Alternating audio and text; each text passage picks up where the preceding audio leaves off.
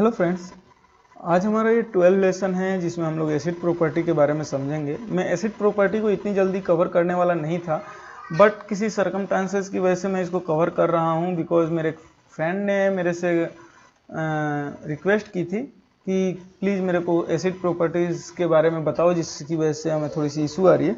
तो मैं आज एसिड प्रॉपर्टी को थ्योरेटिकल कवर करने वाला हूँ। प्रैक्टिकली ज़्यादा नहीं जाएंगे, प्रैक्टिकल जाएंगे ही नहीं, बिकॉज अगर मैं प्रैक्टिकल अगर अभी जाऊंगा और कोई मेरा सेशन शुरू से कवर कर रहा है तो उसको ये समझने में दिक्कत आएगी।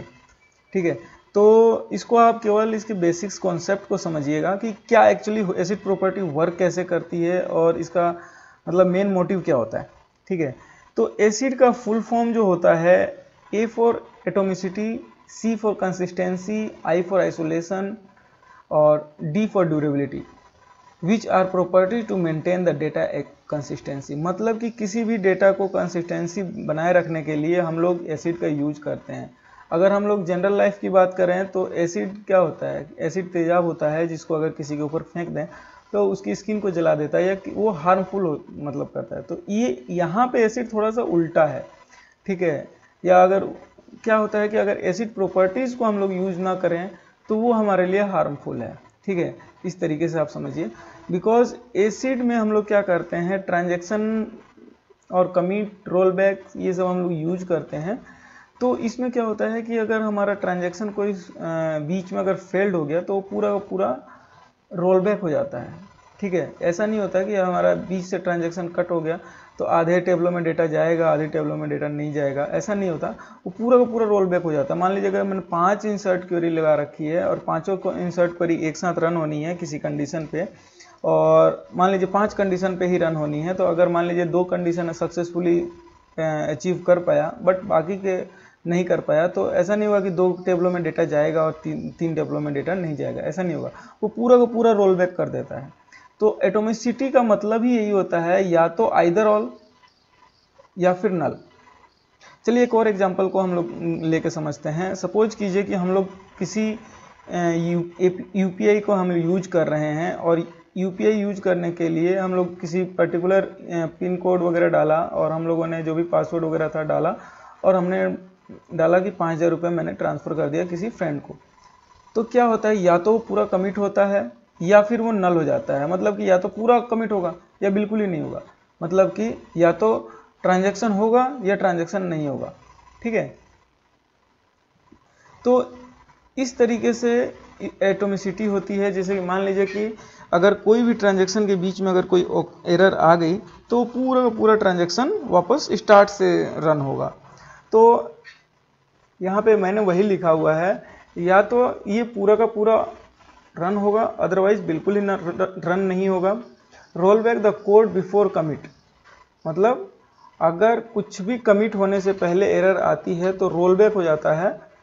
Error means neither resume always restart.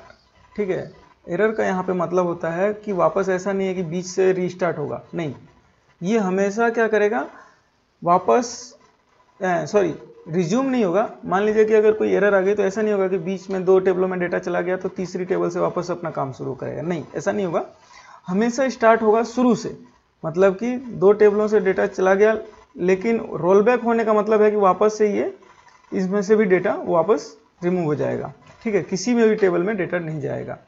Example के तौर पर हम लोग एटीएम का ट्रांजेक्शन करते हैं तो क्या होता है कि अगर हम लोगों ने पैसे निकाले तब तो पूरा मतलब पैसे आते हैं और उसमें मैसेज आता है कि भाई हाँ ये पैसे इतने निकले हैं। अदरवाइज क्या होता है कि उसमें कोई ट्रांजैक्शन ही नहीं होता। ठीक है, किसी सर्कमस्टांसेस की वजह से ऐसा भी होता है कि पैसे कट जाते हैं और हमारे पास मैसेज आ जाता है लेकिन हमारे पास पैसे नहीं आते हैं। तो वो क्या होता है, आइसोलेशन में चला जाता है। जैसे कि हम लोग वापस उसको बैंक रिकवरी करती है कि क्या कंडीशन में फेल हुआ है, तो उस कंडीशन को हम लोग वापस रिट्रीव करके उसको पैसे वापस करते हैं बैंक वाले। ठीक है, ये होता है एटोमिसिटी। अब कंसिस्टेंसी क्या होती है, सपोज कीजिए कि मेरे अकाउंट में 5,000 रुपये हैं और मैंने अपने फ्रेंड को 2,000 रुपये ट्रांसफ़र करने हैं। ठीक है, तो ये कंसिस्टेंसी ये चेक करता है, बिफोर ट्रांजैक्शन ये चेक करेगा कि मेरे अकाउंट में कितना पैसा था, मान लीजिए 5,000 रुपये है, और मेरे फ्रेंड के अकाउंट में कितना पैसा था। ठीक है, उसके अकाउंट में सपोज कीजिए कि 10,000 रुपये थे और मेरे अकाउंट में 5,000 रुपये थे, तो ये सबसे पहले चेक करेगा किसी भी ट्रांजैक्शन को होने से पहले कि कितना कितना अमाउंट था और ट्रांसफ़र होने के बाद क्या वो इक्वल है। मतलब कि मान लीजिए कि मेरे अकाउंट में 5,000 है और मैंने अपने फ्रेंड को 2,000 रुपये उसमें से ट्रांसफ़र कर दिए और मेरे फ्रेंड के पास 10,000 रुपये हैं, तो वो क्या करेगा कि यहाँ मेरे अकाउंट से 2,000 डिडक्ट करने के बाद फ्रेंड के अकाउंट में 2,000 क्रेडिट करने के बाद वो वापस चीज़ चेक करेगा कि दोनों के इक्वलिटी है कि नहीं, कि मेरे पास अब 3,000 रुपये बचे और मेरे फ्रेंड के पास कितने हो गए, 12,000 रुपये हुए। इट्स मीन्स कि टोटल मनी कितना हुआ, 15,000। अभी भी कंसिस्टेंस है कि नहीं वो, मतलब कि अभी भी दोनों अकाउंटों को मिला के जो अमाउंट है वो 15,000 है कि नहीं, वो चेक करता है कंसिस्टेंसी। ठीक है, तो यहाँ पे मैंने वही लिख रखा है, before the transaction start and after commit the transaction the sum of money should be same. तो मनी जो होना चाहिए वो सेम होना चाहिए। तीसरा पॉइंट है आइसोलेशन। आइसोलेशन को हम लोग इस तरीके से समझ सकते हैं कि सपोज कीजिए कि मैं और मेरा फ्रेंड कोई ट्रांजैक्शन कर रहे हैं और मतलब पैरेलली हम लोग उसको ट्रांजैक्शन कर रहे हैं, मैं कर रहा हूँ वो कर रहा है, मैं कर रहा हूँ वो कर रहा है, दोनों एक दूसरे को ट्रांसफर कर रहे हैं। तो आइसोलेशन क्या करता है, जो पैरेलल वर्क हो रहा है उसको क्या करता है, सीरियलाइज कर देता है। ठीक है, मतलब कि पहले हम लोग वर्क कर रहे हैं पैरेलली एक दूसरे के साथ साथ, बट ये क्या करता है आइसोलेशन, इसको सीरियलाइज कर देगा। मान लीजिए पहले मैंने किया, फिर मेरे फ्रेंड ने किया, फिर मैंने किया, फिर मेरे फ्रेंड ने किया, फिर मैंने किया, फिर मेरे फ्रेंड ने किया। तो ये एक सीरियल बना देता है, मतलब सीक्वेंस बना देता है। और किसी भी ट्रांजेक्शन को जिससे कि ये कॉन्फ्लिक्शन ना हो, इसके लिए हम लोग आइसोलेशन का यूज इसमें वर्चुअली होता है। ठीक है, ड्यूरेबिलिटी। ड्यूरेबिलिटी क्या है, किसी भी चीज़ की मतलब ड्यूरेबिलिटी क्या दर्शाती है कि ये कितना सटीक है। ठीक है, ड्यूरेबल कितना है, मतलब कि कोई जो ट्रांजैक्शन हुआ, ट्रांजैक्शन का क्या जो इम्पैक्ट है वो क्या पड़ा, बट क्या वो ट्रांजैक्शन की डिटेल हमने सेव करी कहीं।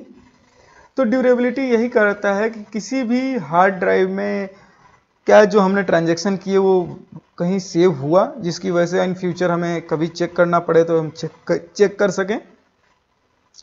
तो ये ड्यूरेबिलिटी बताता है कि save the data permanently in the hard disk. मतलब कि जो भी हमने ट्रांजैक्शन किए वो एक हार्ड डिस्क में ये सेव करके रखता है कि हम तभी ये ड्यूरेबल रहे। ठीक है, तो ये एसिड की प्रॉपर्टीज़ होती हैं जिसकी मैंने कोशिश करी आप लोगों को कॉन्सेप्ट को समझाने की। इसको फर्दर जब मैं स्टेप बाय स्टेप जो मैं आगे कवर करूँगा, तो उसमें जब मैं ट्रांजैक्शन लेवल पे जाऊँगा, कैसे ट्रांजैक्शन कमिट रोल बैक करते हैं, तो उसमें मैं ये ज़रूर बताऊँगा इस एसिड प्रॉपर्टीज़ को। तो अभी आप लोग सिर्फ इतना समझ लें एसिड प्रॉपर्टीज़ की क्या फंक्शनलिटी होती है। तो ये मैंने आज इसको कवर किया है। अगर पसंद आया हो तो लाइक एंड सब्सक्राइब जरूर करें और हो सके तो फ्रेंड्स को जरूर शेयर करें। Thank you.